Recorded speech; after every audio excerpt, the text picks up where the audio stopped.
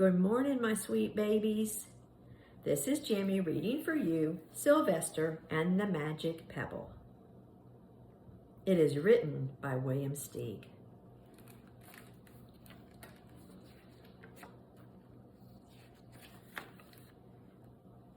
Sylvester Duncan lived with his mother and father at Acorn Road in Oatsdale.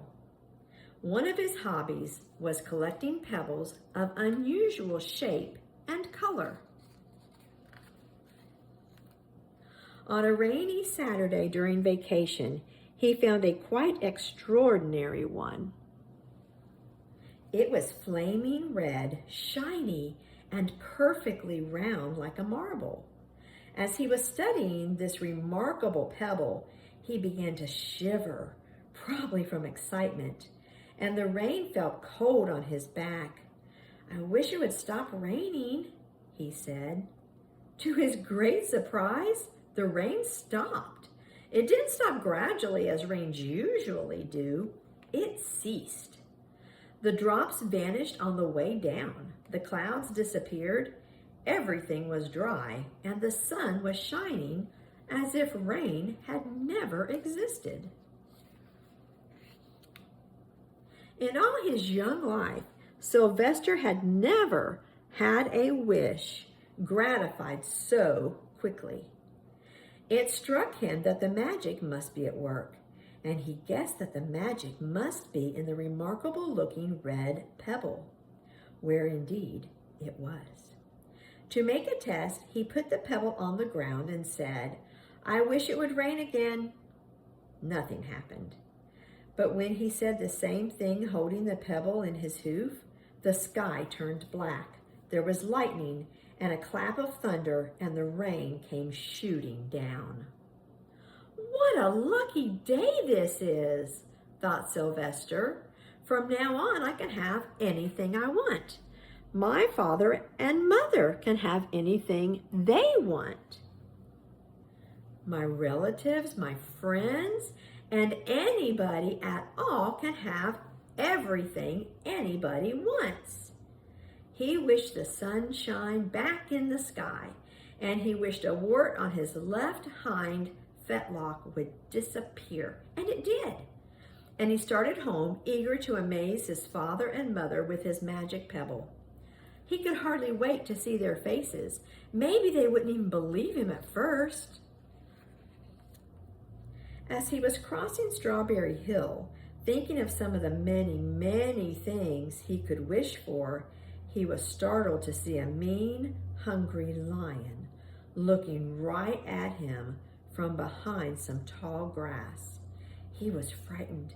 If he hadn't been so frightened, he could have made the lion disappear, or he could have wished himself safe at home with his father and mother.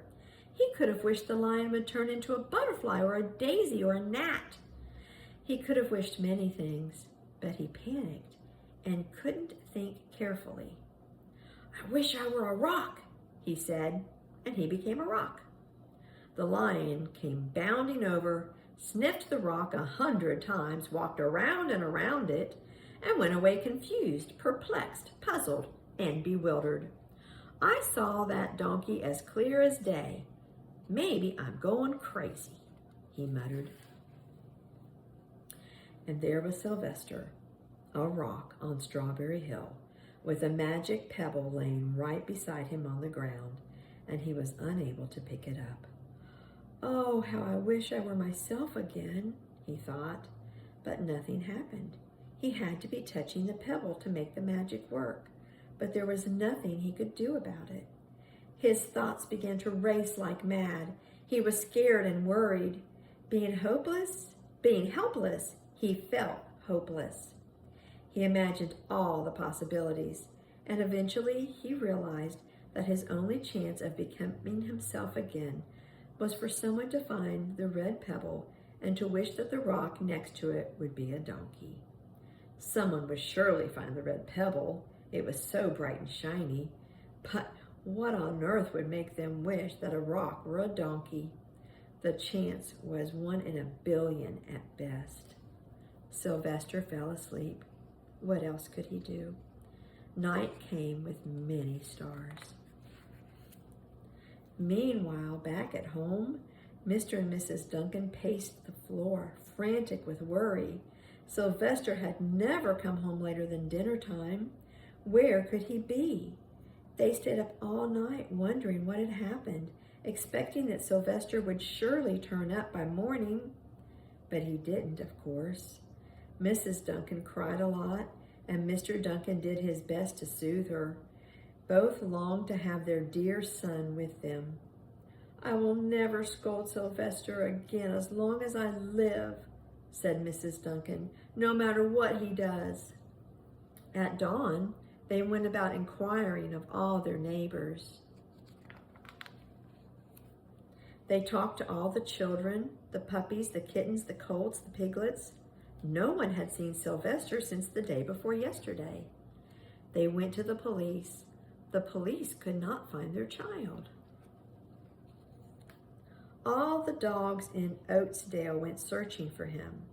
They sniffed behind every rock and tree and blade of grass, into every nook and gully of the neighborhood and beyond, but found not a scent of him.